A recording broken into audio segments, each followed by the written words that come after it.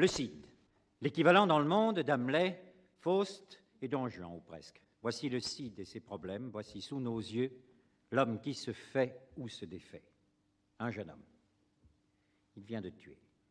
Je le ferais encore si j'avais à le faire. Nous avons entendu cela, nous, hommes et femmes de la seconde moitié du XXe siècle, dans la bouche d'un héros renouvelé par Sartre de l'Antique, le reste des mouches. J'ai fait mon acte, Électre, et cet acte était bon. Et plus il pèsera sur mes épaules, plus je me réjouirai, car ma liberté, c'est lui. À qui s'adresse Rodrigue en 1636? À la jeune fille qu'il aime. C'est son père qu'il vient de tuer. Que répond-elle? Écoutez bien. Ah, Rodrigue, il est vrai. Quoique ton ennemi, je ne puis te blâmer d'avoir fui l'infamie. Et de quelque façon qu'éclatent mes douleurs, je ne t'accuse point. Je pleure mes malheurs. Il faut avouer que ces mœurs sont du moins scandaleuses, si en effet elles ne sont dépravées. C'est ainsi que l'Académie juge les réactions de Chimène dans ses fameux sentiments sur le Cid.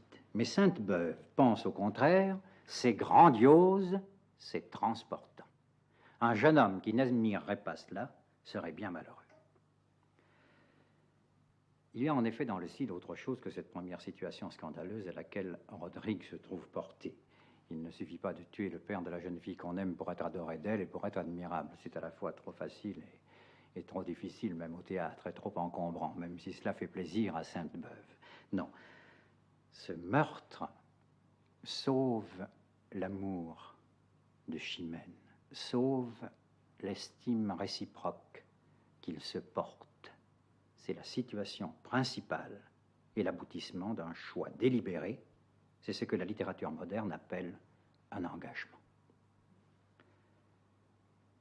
Que sera notre Cid d'aujourd'hui? Puisque chacun de nous se fait une idée personnelle de nos chefs-d'œuvre, il y aura certainement autant de Cid qu'il y a de téléspectateurs aujourd'hui. Depuis 1636, beaucoup de compagnies, beaucoup d'acteurs ont joué le Cid. Chacun l'a recréé pour lui-même et l'a réinventé pour sa génération. Au théâtre, vous le savez, tout change, tout bouge. Même ce qui paraît éternel navigue au cours des siècles.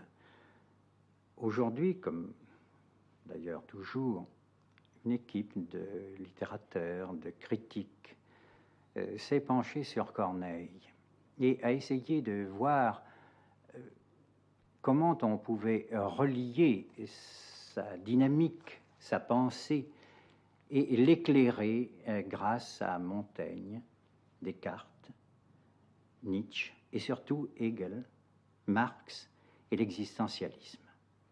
Et nous avons essayé de voir quel lien, nous, hommes et femmes de la seconde moitié du XXe siècle, nous pouvions saisir entre Corneille et nous. Je pense que c'est le but de ces émissions que de se placer au point de rencontre d'une pensée critique universitaire moderne et d'une expression théâtrale et cinématographique contemporaine. Vous allez entendre quelques-uns des vers les plus connus de la langue française. Rodrigue a-tu du cœur, à moi compte deux mots, et le combat c'est sa faute de combattant. Il dépend de nous de ne pas les perdre dans la grisaille du souvenir, du trop appris, du trop connu. Ce sont des vers qui sont presque aussi difficiles à écouter qu'à dire. Il faut en retrouver la spontanéité. On les connaît depuis trop longtemps. Vous savez ce que Paul Valéry avait proposé pour les frontons du Palais de Chaillot, qui est à la fois théâtre et musée. Ce théâtre où justement en 1951, avec le Cid, Gérard Philippe et Jean Vilar retrouvaient le public nouveau du TNP. Paul Valéry écrivait « Il dépend de celui qui passe, que je sois tombe ou trésor, que je parle ou me taise. Ami, n'entre pas sans désir. » Voici l'interprétation d'aujourd'hui. Vous connaissez le point de départ de l'action. Le roi doit à son fils élire un gouverneur, et c'est lui lui d'Angormas, et c'est lui que regarde un tel degré d'honneur. Ce choix n'est pas douteux, et sa rare vaillance ne peut souffrir qu'on craigne aucune concurrence. Comme ses hauts exploits le rendent sans égal, dans un espoir si juste, il sera sans rival. Vous savez comment le comte fut déçu, comment Don Diego l'emporta, Don Diego à qui la magie cinématographique m'enchaîne et me délie à volonté.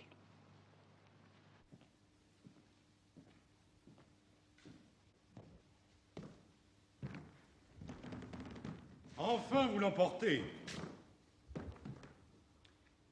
Et la faveur du roi vous élève en un rang qui n'était dû qu'à moi. Il vous fait gouverneur du prince de Castille.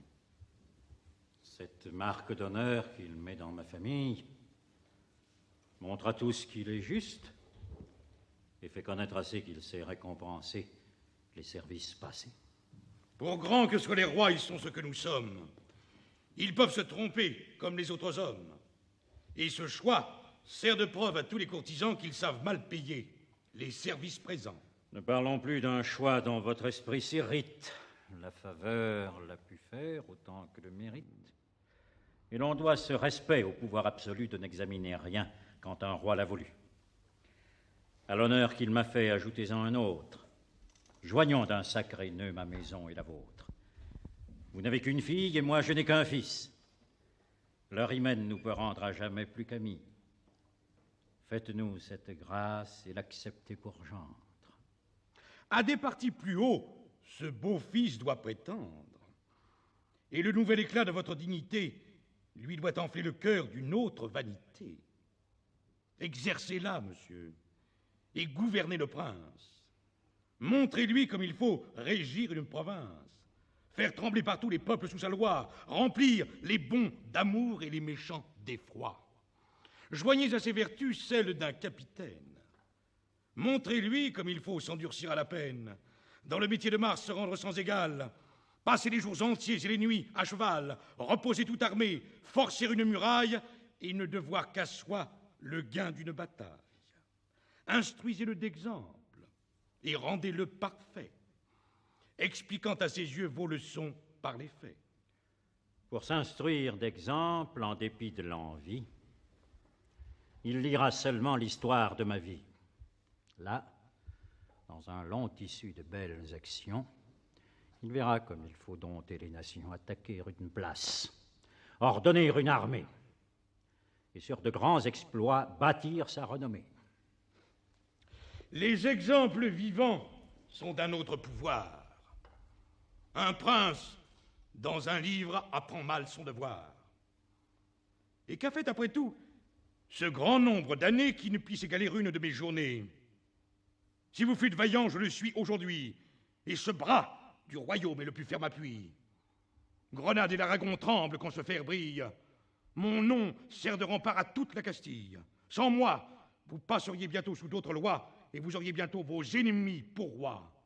Chaque jour, chaque instant, pour rehausser ma gloire, mais laurier sur laurier, victoire sur victoire. Le prince, à mes côtés, ferait dans les combats l'essai de son courage à l'ombre de mon bras. Il apprendrait à vaincre en me regardant faire. Et pour répondre en hâte à son grand caractère, il verrait... Je le sais, vous servez bien le roi.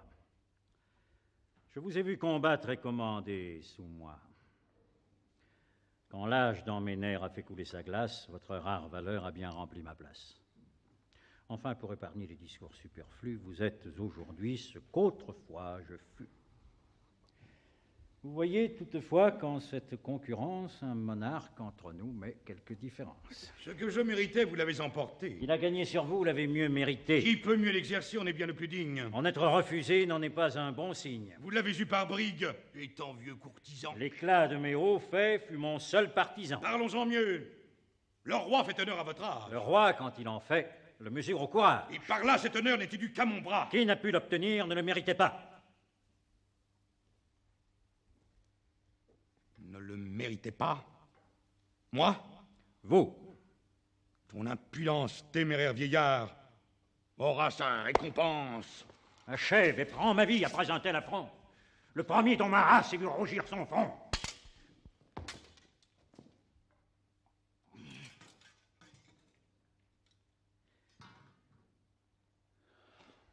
que penses-tu faire avec tant de faiblesse? Dieu, ma force usée en ce besoin me laisse. Ton épée est à moi. Mais tu serais trop vain si ce honteux trophée avait chargé ma main. Adieu. Fais lire au prince, en dépit de l'envie, pour son instruction, l'histoire de ta vie.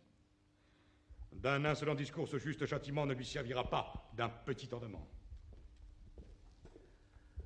Oh, rage. Oh, désespoir.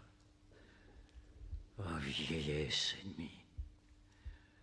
N'ai-je donc tant vécu que pour cette infamie? Et ne suis-je blanchi dans les travaux guerriers que pour voir en un jour flétrir tant de lauriers? Mon bras qu'avec respect toute l'Espagne admire, mon bras qui tant de fois a sauvé cet empire, tant de fois a fermi le trône de son roi, trahit donc ma querelle et ne fait rien pour moi. Ah, cruel souvenir de ma gloire passée, œuvre de tant de jours en un jour effacé, nouvelle dignité fatale à mon bonheur, précipice élevé d'où tombe mon honneur. Faut-il de votre éclat voir triompher le comte et mourir sans vengeance, ou vivre dans la honte? Comte, sois de mon prince à présent gouverneur.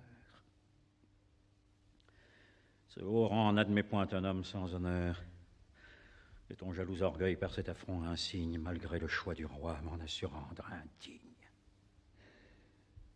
Et toi, de mes exploits glorieux instruments, mais d'un corps tout de glace inutile ornement, faire jadis tant à craindre, et qui dans cette offense m'a servi de parade et non pas de défense. Va, quitte désormais le dernier des humains. Passe pour me venger en de meilleures mains. Rodrigue, as-tu du cœur? Tout autre que mon père l'éprouverait sur l'heure. Agréable colère, digne ressentiment à ma douleur bien doux. Je reconnais mon sang à ce noble Corot. Ma jeunesse ravite en cette ardeur si prompte. Viens, mon fils, viens, mon sang, viens réparer ma honte. Viens me venger. De quoi? D'un affront si cruel qu'à l'honneur de tous deux, il porte un coup mortel, d'un soufflet. L'insolent en eût perdu la vie, mais mon âge a trompé ma généreuse envie, et ce fer que mon bras ne peut plus soutenir, je le remets au tien pour venger et punir. Va contre un arrogant et prouve ton courage. Ce n'est que dans le sang qu'on lave un tel outrage. Meurs ou tue! Au surplus, pour ne te point flatter, je te donne à combattre un homme à redouter. Je l'ai vu tout couvert de sang et de poussière, porté partout l'effroi dans une armée entière. J'ai vu par sa valeur 100 escadrons rompus, et pourtant dire encore quelque chose de plus que brave guerrier, plus que grand capitaine. C'est... De grâce, achevez. Le père de Chimène. Ne réplique point. Je connais ton amour. Mais qui peut vivre infâme est indigne du jour. Plus l'offenseur est cher, et plus grande est l'offense. Enfin, tu sais l'affront et tu tiens la vengeance. Je ne te dis plus rien, venge-moi. Venge-toi. Montre-toi digne fils d'un père tel que moi. Accablé des malheurs où le destin me range, je vais les déplorer. Va, cours, vole, et nous venge.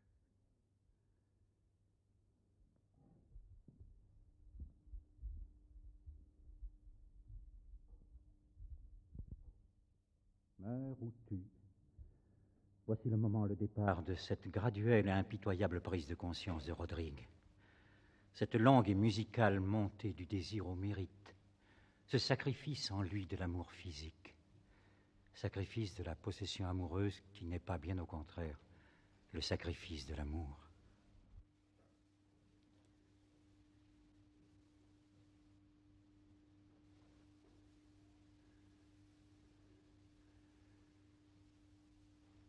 Percé jusque au fond du cœur, d'une atteinte imprévue aussi bien que mortelle. Misérable vengeur d'une juste querelle et malheureux objet d'une injuste rigueur, je demeure immobile et mon âme abattue cède au coup qui me tue. Si près de voir mon feu récompensé. Oh Dieu, l'étrange peine. En cet affront, mon père est l'offensé, et l'offenseur, le père de Chimène. Que je sens de rudes combats. Contre mon propre honneur, mon amour s'intéresse. Il faut venger un père et perdre une maîtresse. L'un m'anime le cœur, l'autre retient mon bras. Réduit au triste choix ou de trahir ma flamme, ou de vivre en infâme. Des deux côtés, mon mal est infini. Oh Dieu, l'étrange peine. Faut-il laisser un affront impuni? Faut-il punir le père de Chimène? Père, maîtresse, honneur, amour, noble et dure contrainte, aimable tyrannie, tous mes plaisirs sont morts ou ma gloire ternie. L'un me rend malheureux, l'autre indigne du jour.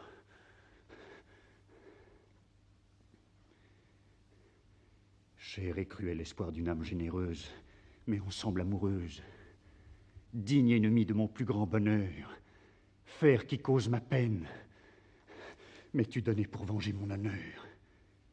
M'es-tu donné pour perdre ma Chimène? Il vaut mieux courir au trépas. Je dois à ma maîtresse aussi bien qu'à mon père. J'attire en me vengeant sa haine et sa colère. J'attire ses mépris en ne me vengeant pas. À mon plus doux espoir, l'un me rend infidèle et l'autre indigne d'elle. Mon mal augmente à le vouloir guérir. Tout redouble ma peine. Allons, mon âme, et puisqu'il faut mourir, mourons du moins sans offenser Chimène.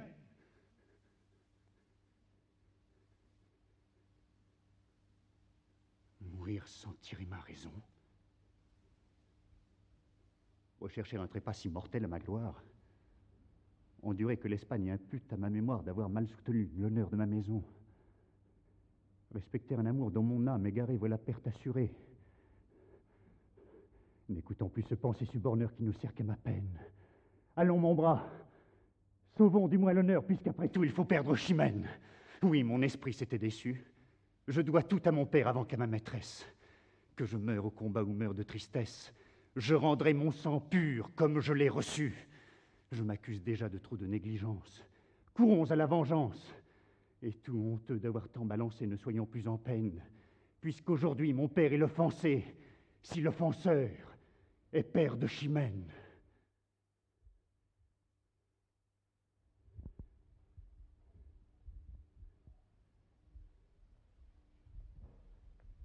Il ne vient pas de peser le pour ou le contre, car il n'y a pas de pour et de contre, puisque des deux côtés son mal est infini. Il ne pouvait choisir ni contre l'honneur ni contre l'amour. Il fallait commencer le sacrifice en lui-même, inventer l'amour à un niveau libérateur, ou dans la vie ou dans la mort.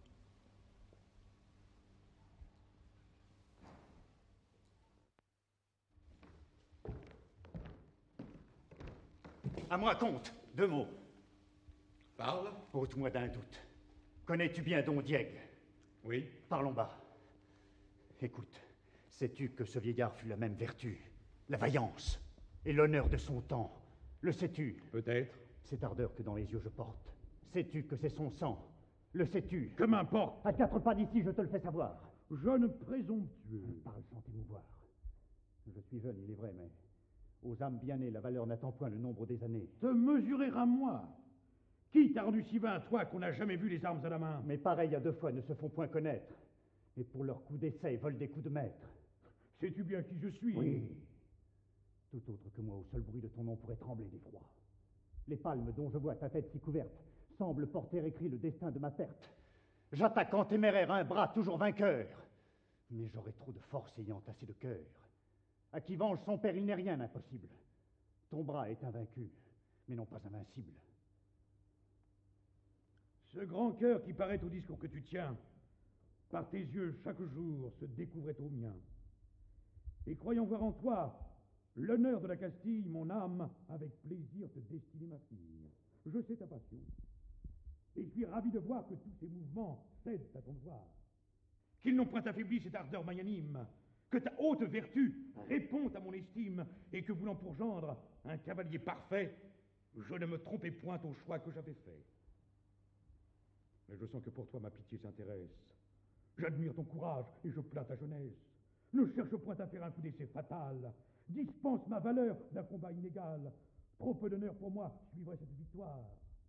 À vaincre sans péril, on triomphe sans gloire. On te croirait toujours abattu sans effort, et j'aurais seulement le regret de ta mort. D'une indigne pitié, ton audace est suivie. Qui m'ose ôter l'honneur, craint de m'ôter la vie? Retire-toi d'ici. Marchons sans discourir. Es-tu si là de vivre? As-tu peur de mourir? Bien, tu fais ton devoir. Et le fils dégénère qui survit un moment à l'honneur de son père. Et voici maintenant le noble jeu. Avec la même force, par le même sacrifice, avec le même amour, Chimène, quoi qu'il en coûte, mérite Rodrigue à son tour. Sire, justice. Ah, sire, écoutez-nous. Je me jette à vos pieds. J'embrasse vos genoux. Je demande justice. Entendez ma défense. D'un jeune audacieux, punissez l'insolence. Il a de votre sceptre abattu le soutien. Il a tué mon père. Il a vengé le sien. Au sang de ses sujets, un roi doit la justice. Pour la juste vengeance, il n'est point de supplice. Levez-vous l'un et l'autre et parlez à loisir. Chimène, je prends part à votre déplaisir. D'une égale douleur, je sens mon âme atteinte. Vous parlerez après. Ne troublez pas sa plainte.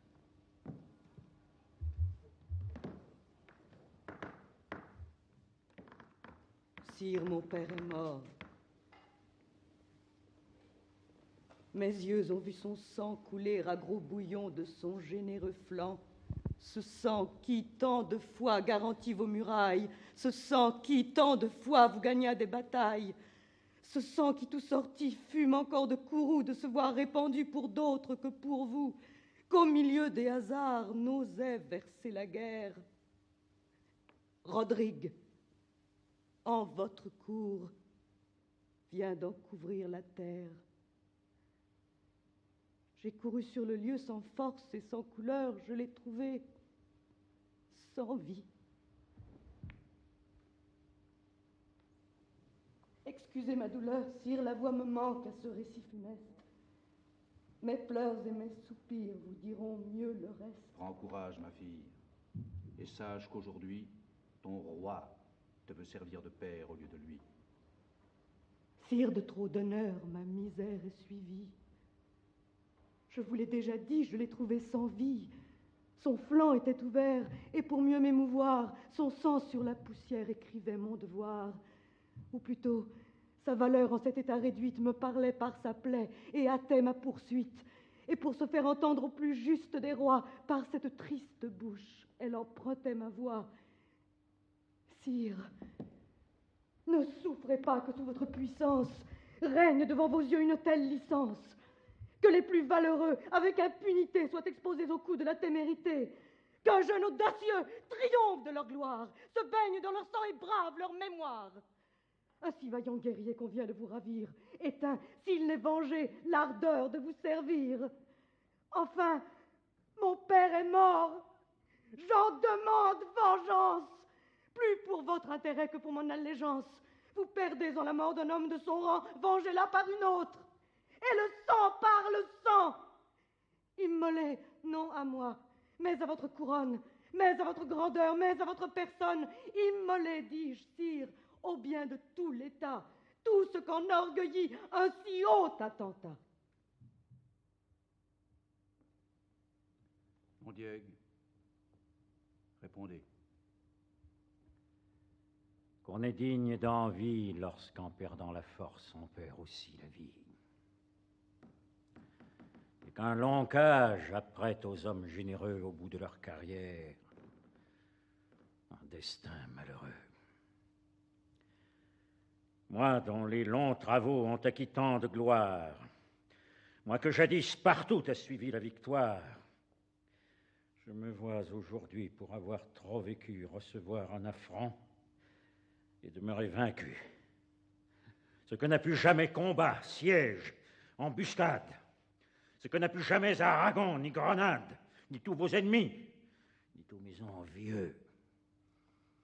Le comte en votre cour l'a fait, presque à vos yeux, jaloux de votre choix et fier de l'avantage que lui donnait sur moi l'impuissance de l'âge.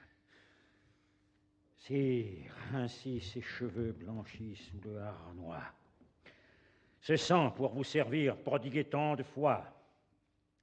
Ce bras, jadis l'effroi d'une armée ennemie, descendait au tombeau tout chargé d'infamie. Si je n'eusse produit un fils digne de moi, digne de son pays et digne de son roi, il m'a prêté sa main, il a tué le comte, il m'a rendu l'honneur, il a lavé ma honte. Si montrer du courage et du ressentiment, si venger un soufflet mérite un châtiment, sur moi seul doit tomber l'éclat de la tempête. Quand le bras a failli, l'on en punit la tête. Qu'on nomme crime ou non ce qui fait nos débats, sire, j'en suis la tête. Il n'en est que le bras. Si Chimène se plaint qu'il a tué son père, il ne l'eût jamais fait si je l'eusse pu faire.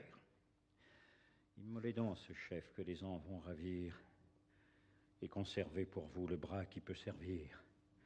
Aux dépens de mon sang, satisfaite, Chimène, je n'y résiste point, je consens à ma peine. Et loin de murmurer d'un rigoureux décret, mourant sans déshonneur, je mourrai sans regret.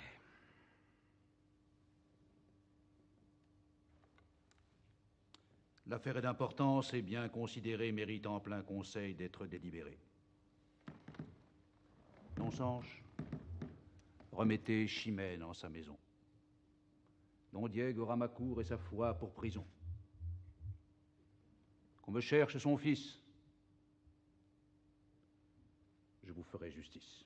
Il est juste, grand roi, qu'un meurtrier périsse.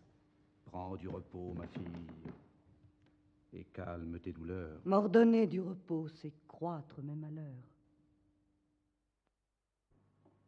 Et voici les horizons inédits qu'au début du XVIIe siècle, Corneille ouvre à l'héroïsme. Voici la grande scène d'amour du troisième acte. Une instruction au mal, disait Scudéry. Et Chaplin, le lendemain de la première représentation, il y a là des vérités monstrueuses qu'il faut supprimer pour le bien de la société. Vous le voyez, l'université ne craint pas d'inscrire au programme de la classe de quatrième et de proposer à de jeunes esprits, à des cœurs tout neufs, des œuvres qui, pour être d'inspiration ou de voisinage cartésien, n'en sont pas moins véritablement scandaleuses. C'est que la morale supérieure de Corneille heurte et renverse la morale quotidienne. Y aurait-il plusieurs morales? Parfois, en politique, en amour. Et c'est pourquoi il y a eu beaucoup de malentendus sur le site. Pour certains, le site, c'est beau, c'est charmant, c'est sain, c'est tonique, c'est merveilleux. D'autres, en lisant simplement le texte, voient bien que les héros se trouvent portés, comme dans beaucoup de romans contemporains, au suicide. Ils y reconnaîtront les soucis et les problèmes qui évitent généralement la commune morale et qui leur ouvriront très tôt les portes de la responsabilité. Car ce n'est pas à d'innocents roucoulements au clair de lune que Rodrigue se prépare le soir même du meurtre, en se rendant chez sa maîtresse. Ce duo d'amour est un des plus beaux duels de toutes les littératures. En réalité, le conflit dans Corneille, c'est Peggy qui parle ainsi. Le conflit, ce n'est pas le conflit entre le devoir qui serait une hauteur et la passion qui serait une bassesse. C'est un débat tragique entre une grandeur et une autre grandeur, entre une noblesse et une autre noblesse, entre l'honneur et l'amour. D'un côté, ce n'est pas la morale, cette invention, c'est infiniment plus et infiniment autre, c'est l'honneur. Et de l'autre côté, ce n'est pas la passion, cette faiblesse, c'est infiniment plus et infiniment autre, c'est l'amour. Nous atteignons ici au secret même, au point de secret de la poétique et du génie de Corneille. L'amour est aimé d'honneur, l'honneur est honoré d'amour. L'honneur est aimé d'amour, l'amour est honoré d'honneur. L'honneur est encore un amour et l'amour est encore un honneur. Voici la grande scène du troisième acte, ce chant d'honneur, d'amour et de mort que pouvait faire Chimène après la mort du comte.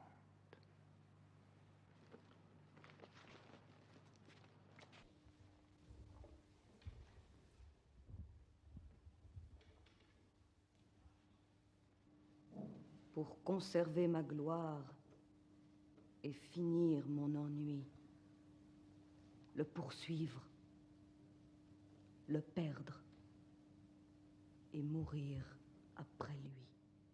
Eh bien, sans vous donner la peine de poursuivre, assurez-vous l'honneur de m'empêcher de vivre. Elvire, où sommes-nous et qu'est-ce que je vois? Rodrigue en ma maison, Rodrigue devant moi. N'épargnez point mon sang. Goûtez sans résistance la douceur de ma perte et de votre vengeance. Hélas, écoute-moi. Je me meurs. Un moment. Va, laisse-moi mourir. 4 mots seulement. Après, ne me réponds qu'avec cette épée. Quoi, du sang de mon père encore toute trempée? Ma Chimère. Ôte-moi cet objet odieux qui reproche ton crime et ta vie à mes yeux. Regarde-le plutôt pour exciter ta haine, pour croître ta colère et pour hâter ma peine. Il est teint de mon sang. Plonge-le dans le mien et fais-lui perdre ainsi la teinture du tien. Ah, quelle cruauté qui tout en un jour tue le père par le fer, la fille par la vue. Ôte-moi cet objet, je ne le puis souffrir. Tu veux que je t'écoute et tu me fais mourir.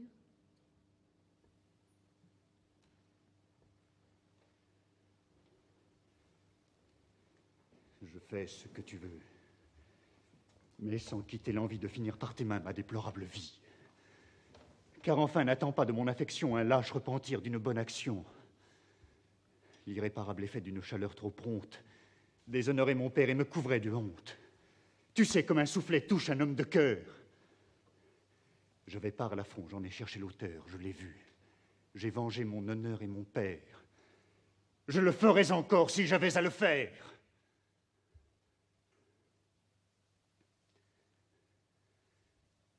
Ce n'est pas qu'en effet, contre mon père et moi, ma flamme, assez longtemps n'ait combattu pour toi. Juge de son pouvoir, dans une telle offense, j'ai pu délibérer si j'en prendrais vengeance. Réduite à te déplaire ou souffrir un affront, j'ai pensé qu'à son tour, mon bras était trop prompt. Je me suis accusé de trop de violence, et ta beauté sans doute emportait la balance. À moins que d'opposer à tes plus forts appâts qu'un homme sans honneur ne te méritait pas, que malgré cette part que j'avais en ton âme, qui m'aima généreux me haïrait infâme, qu'écouter ton amour, obéir à sa voix, c'était m'en rendre indigne et diffamer ton choix. Je te le dis encore, et quoique j'en soupire jusqu'au dernier soupir, je veux bien le redire. Je t'ai fait une offense, et j'ai dû m'y porter pour effacer ma honte, et pour te mériter. Mais quitte envers l'honneur et quitte envers mon père, c'est maintenant à toi que je viens satisfaire. C'est pour t'offrir mon sang qu'en ce lieu tu me vois. J'ai fait ce que j'ai dû. Je fais ce que je dois. Je sais qu'un père mort t'arme contre mon crime. Je ne t'ai pas voulu dérober ta victime. Immole avec courage au sang qu'il a perdu, celui qui met sa gloire à l'avoir répandu. Ah, Rodrigue, il est vrai. Quoique ton ennemi, je ne puis te blâmer d'avoir fui l'infamie. Et de quelque façon qu'éclatent mes douleurs, je ne t'accuse point. Je pleure mes malheurs. Je sais ce que l'honneur, après un tel outrage, demandait à l'ardeur d'un généreux courage. Tu n'as fait le devoir que d'un homme de bien, mais aussi le faisant, tu m'as appris le mien. Ta funeste valeur m'instruit par ta victoire. Elle a vengé ton père et soutenu ta gloire. Même soin me regarde, et j'ai pour m'affliger ma gloire à soutenir et mon père à venger. Hélas, ton intérêt ici me désespère. Si quelque autre malheur m'avait ravi mon père, mon âme aurait trouvé dans le bien de te voir l'unique allègement qu'elle eût pu recevoir. Et contre ma douleur, j'aurais senti des charmes quand une main si chère eût essuyé mes larmes. Mais il me faut te perdre après l'avoir perdu. Cet effort sur ma flamme, à mon honneur, est dû. Et cet affreux devoir dont l'ordre m'assassine me force à travailler moi-même à ta ruine. Car enfin n'attends pas de mon affection de lâches sentiments pour ta punition. De quoi qu'en ta faveur notre amour m'entretienne, ma générosité doit répondre à la tienne. Tu t'es, en m'offensant, montré digne de moi. Je me dois, par ta mort, montrer digne de toi.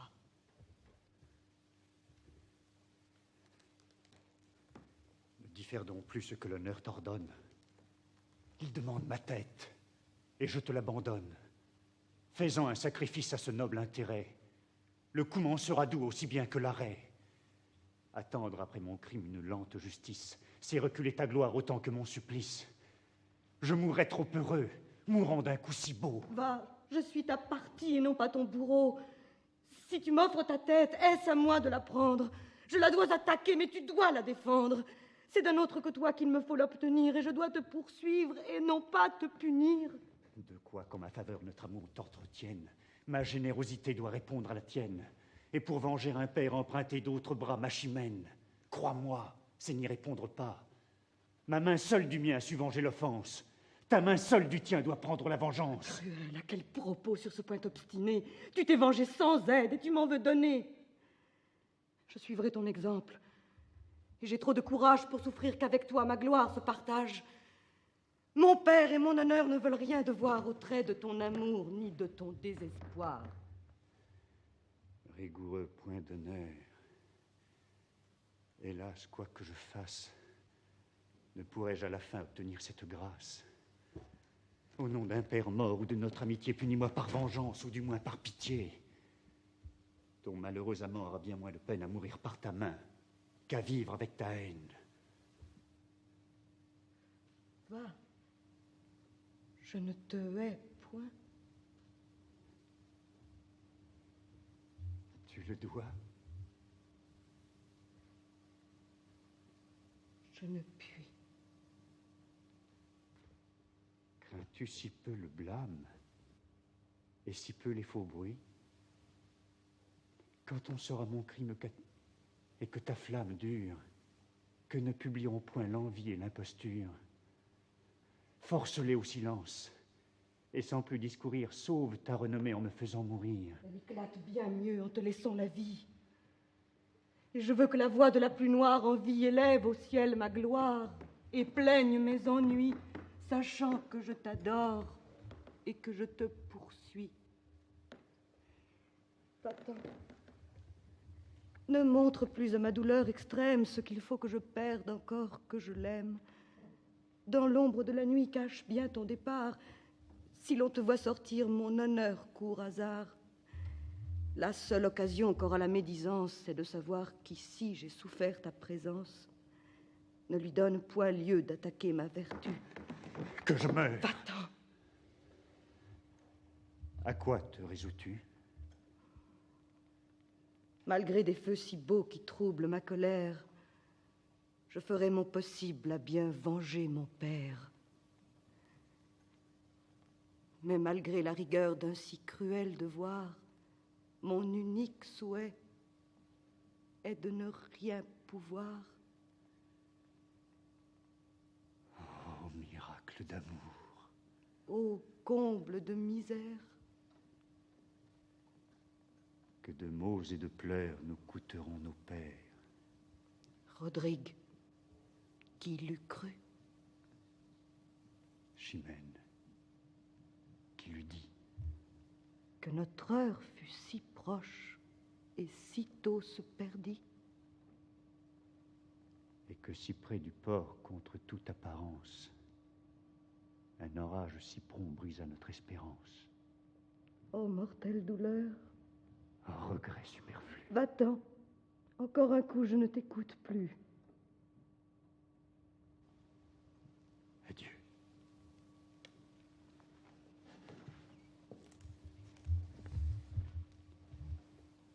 Je vais traîner une mourante vie, tant que par ta poursuite, elle me soit ravie. Si j'en obtiens l'effet, je t'engage, ma foi, de ne respirer pas un moment après toi. Adieu. Sors. Et surtout, garde bien qu'on te voie. Le Cid pourrait finir ici comme une tragédie. Rodrigue, poursuivi, condamné, serait bientôt rejoint dans la mort par Chimène, comme Roméo par Juliette. Voilà dans quelle impasse psychologique se trouve l'acteur et le personnage à la fin de cette scène. Mais le Cid est une tragicomédie. La victoire sur les morts sauve Rodrigue tout en délivrant le pays de l'envahisseur séculaire. Rodrigue se sauve en les sauvant. Seul un événement providentiel pouvait dénouer le drame.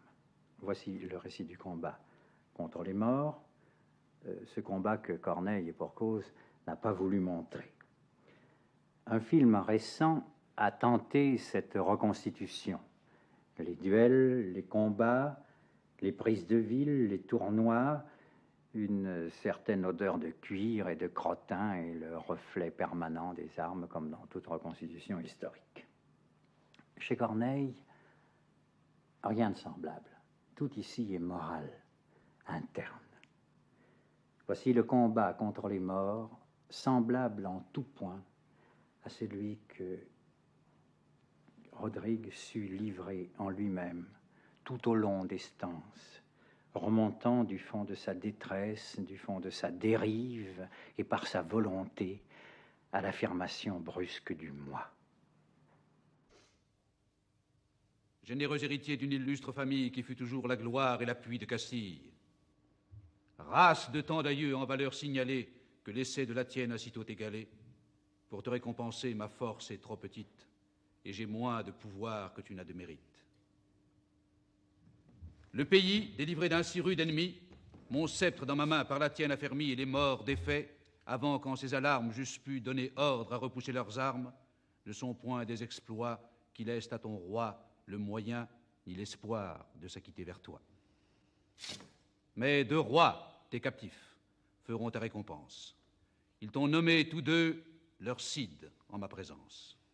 Puisque Cid dans leur langue est autant que seigneur, je ne t'envierai pas ce beau titre d'honneur. Sois désormais le Cid.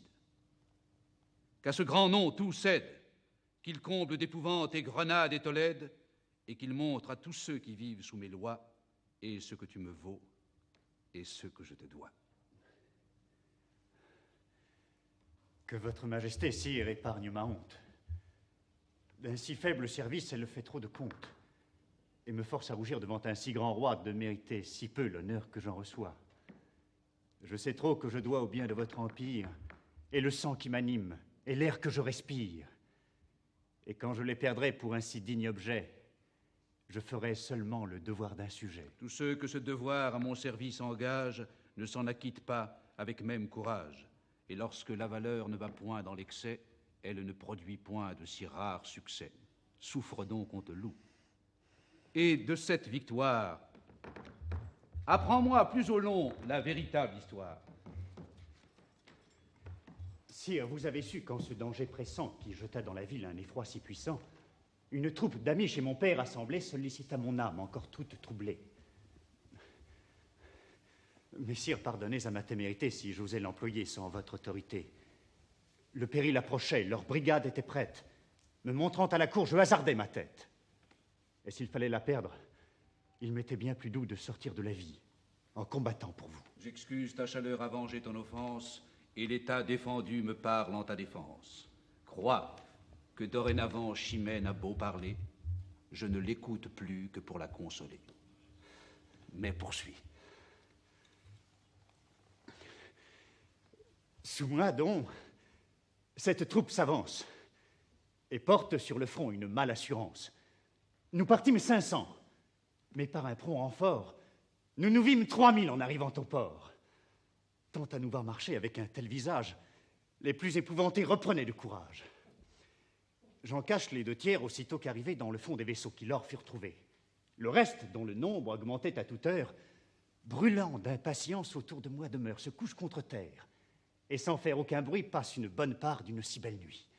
Par mon commandement, la garde en fait de même, et se tenant caché aide à mon stratagème. Et je feins hardiment d'avoir reçu de vous l'ordre qu'on me voit suivre et que je donne à tous. Cette obscure clarté qui tombe des étoiles, enfin, avec le flux, nous fait voir 30 voiles. L'onde s'enfle dessous, et d'un commun effort, les morts et la mer montent jusqu'aux ports. On les laisse passer. Tout leur paraît tranquille. Point de soldats au port, point au mur de la ville. Notre profond silence abusant leurs esprits, ils n'osent plus douter de nous avoir surpris. Ils abordent sans peur. Ils ancrent. Ils descendent. Et courent se livrer aux mains qui les attendent. Nous nous levons alors, et tous en même temps poussons jusqu'au ciel 1000 cris éclatants. Les nôtres, à ces cris de nos vaisseaux répondent. Ils paraissent armés. Les morts se confondent. L'épouvante les prend à demi descendus. Avant que de combattre, ils s'estiment perdus. Ils couraient au pillage et rencontrent la guerre. Nous les pressons sur l'eau, nous les pressons sur terre, et nous faisons courir des ruisseaux de leur sang avant qu'aucun résiste ou reprenne son rang. Et bientôt, malgré nous, leur prince les rallie. Leur courage renaît et leur terreur s'oublie. La honte de mourir sans avoir combattu arrête leur désordre et leur rend leur vertu. Contre nous, de pied ferme, ils tirent leurs alfanges. De notre sang au leur font d'horribles mélanges. Et la terre et le fleuve et leur flotte et le port sont des champs de carnage où triomphe la mort. Oh, combien d'actions, combien d'exploits célèbres sont demeurés sans gloire au milieu des ténèbres, où chacun, seul témoin des grands coups qu'il donnait, ne pouvait discerner où le sort inclinait. J'allais de tous côtés encourager les nôtres, faire avancer les uns et soutenir les autres, ranger ceux qui venaient, les pousser à leur tour, et ne les plus savoir jusqu'au point du jour. Mais enfin, sa clarté montre notre avantage. Le mort voit sa perte et perd soudain courage. Et voyant un renfort qui nous vient secourir, l'ardeur de vaincre cède à la peur de mourir. Ils gagnent leur vaisseau, ils en coupent les câbles, poussent jusqu'aux cieux des cris épouvantables, font retraite en tumulte, et sans considérer si leurs rois, avec eux, peuvent se retirer.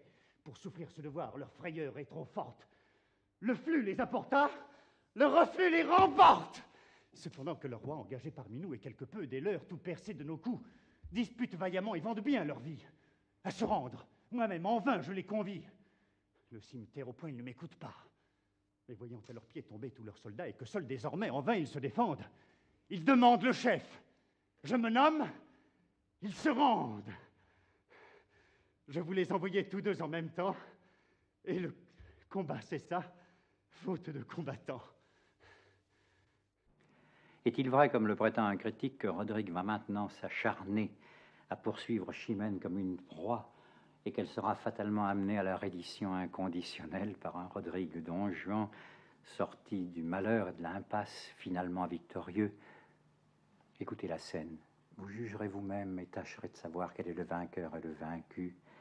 Et s'ils ne continuent pas de jouer encore ensemble le noble jeu. Quoi? Rodrigue, en plein jour? D'où te vient cette audace? Va, tu me perds d'honneur. Retire-toi de grâce. Je vais mourir, madame. Et vous viens en ce lieu avant le coup mortel dire un dernier adieu. Cet immuable amour qui, sous vos lois, m'engage, n'ose accepter ma mort sans vous en faire hommage. Tu vas mourir?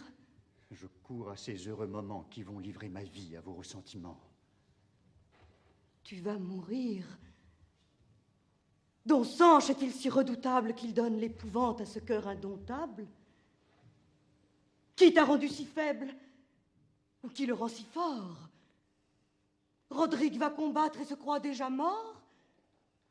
Celui qui n'a pas craint les morts, ni mon père, va combattre Don Sanche et déjà désespère. Ainsi donc, au besoin, ton courage s'abat. Je cours à mon supplice, et non pas au combat. Et ma fidèle ardeur sait bien m'ôter l'envie quand vous cherchez ma mort de défendre ma vie. J'ai toujours même cœur, mais je n'ai point de bras quand il faut conserver ce qui ne vous plaît pas. Et déjà cette nuit m'aurait été mortelle si j'eusse combattu pour ma seule querelle. Mais défendant mon roi, son peuple et mon pays, à me défendre mal, je les aurais trahis. Mon esprit généreux ne hait pas tant la vie qu'il en veuille sortir par une perfidie. Maintenant qu'il s'agit de mon seul intérêt, vous demandez ma mort, j'en accepte l'arrêt. Votre ressentiment choisit la main d'un autre. Je ne méritais pas de mourir de la vôtre. On ne me verra pas en repousser les coups. Je dois plus de respect à qui combat pour vous.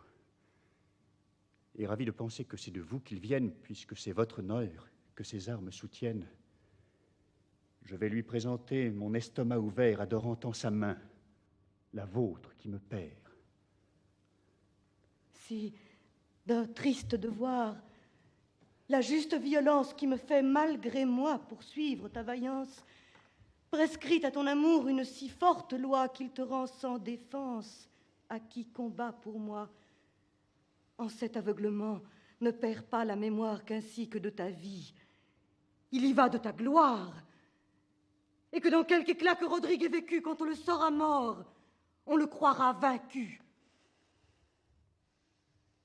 Ton honneur t'est plus cher que je ne te suis cher, puisqu'il trempe tes mains dans le sang de mon père, et te fait renoncer malgré ta passion à l'espoir le plus doux de ma possession.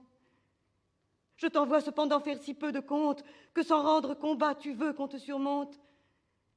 Quelle inégalité ravale ta vertu? Pourquoi ne l'as-tu plus? Ou pourquoi l'avais-tu? Quoi n'es-tu généreux que pour me faire outrage? S'il le faut m'offenser, n'as-tu point de courage? Et traites-tu mon père avec tant de rigueur qu'après l'avoir vaincu, tu souffres un vainqueur? Va, sans vouloir mourir, laisse-moi te poursuivre et défends ton honneur si tu ne veux plus vivre. Après la mort du comte et les morts des faits, faudrait-il à ma gloire encore d'autres effets? Elle peut dédaigner le soin de me défendre. On sait que mon courage ose tout entreprendre, que ma valeur peut tout, et que dessous les cieux, auprès de mon honneur, rien ne m'est précieux. Non, non, en ce combat, quoi que vous veuillez croire, Rodrigue peut mourir sans hasarder sa gloire, sans qu'on l'ose accuser d'avoir manqué de cœur, sans passer pour vaincu, sans souffrir un vainqueur. On dira seulement, il adorait Chimène. Il n'a pas voulu vivre et mériter sa haine. Il a cédé lui-même à la rigueur du sort qui forçait sa maîtresse à poursuivre sa mort. Elle voulait sa tête, et son cœur magnanime, s'il l'en eût refusé, eût pensé faire un crime. Pour venger son honneur, il perdit son amour. Pour venger sa maîtresse, il a quitté le jour, préférant quelque espoir qu'eût son âme asservi, son honneur à Chimène, et Chimène à sa vie. Ainsi donc, vous verrez ma mort en ce combat, loin d'obscurcir ma gloire, en rehausser l'éclat. Et cet honneur suivra mon trépas volontaire que tout autre que moi n'eût pu vous satisfaire. Puisque pour t'empêcher de courir au trépas, ta vie et ton honneur sont de faibles appâts, si jamais je t'aimais. Cher Rodrigue, en revanche, défends-toi maintenant pour monter à Donsanche. Combat pour m'affranchir d'une condition qui me donne à l'objet de mon aversion. Te dirai-je encore plus? Va, songe à ta défense pour forcer mon devoir, pour m'imposer silence. Et si tu sens pour moi ton cœur encore épris, sors vainqueur d'un combat dont Chimène est le prix. Adieu. Ce mot lâché me fait rougir de honte. Est-il quelque ennemi qu'à présent je ne dompte? Paraissez, Navarrais, morts et Castillans, et tout ce que l'Espagne a nourri de vaillants. Unissez-vous ensemble et faites une armée pour combattre une main de la sorte animée. Joignez tous vos efforts contre un espoir si doux. Pour en venir à bout, c'est trop peu que de vous. Et voici la fin. Rodrigue 3 fois vainqueur, du comte, des morts, de Donsanche. Je t'ai pris un homme, je t'en rends un, disait le modèle espagnol. Et le roi, dans le Cid, va répliquer, Rodrigue t'a gagné et tu dois être à lui. Sa victoire ici n'excuse pas son crime, elle l'exalte au contraire, car c'est par lui, par son crime, qu'il s'est fait. Vous voyez comme nous touchons ici aux problèmes, aux démarches que l'existentialisme a cernées.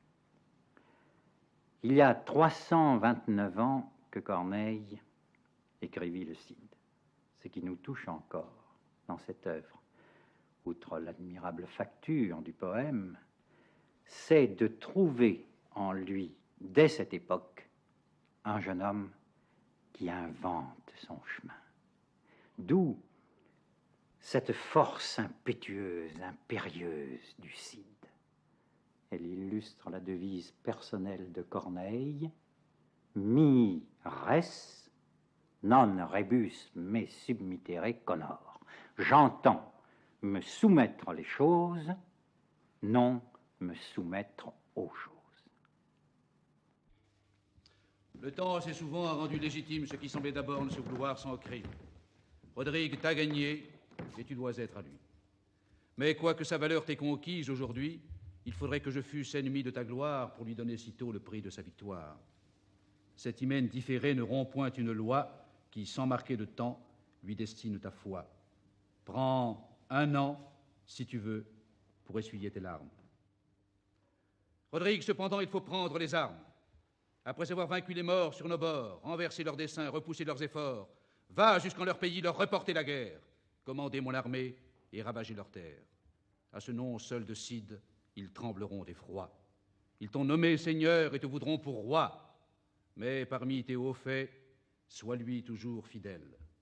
Reviens-en, s'il se peut, encore plus digne d'elle, et par tes hauts exploits, fais-toi si bien priser qu'il lui soit glorieux alors de t'épouser. Pour posséder Chimène et pour votre service, que peut-on m'ordonner que mon bras n'accomplisse? Quoiqu'absent de ses yeux, il me faille endurer, sire.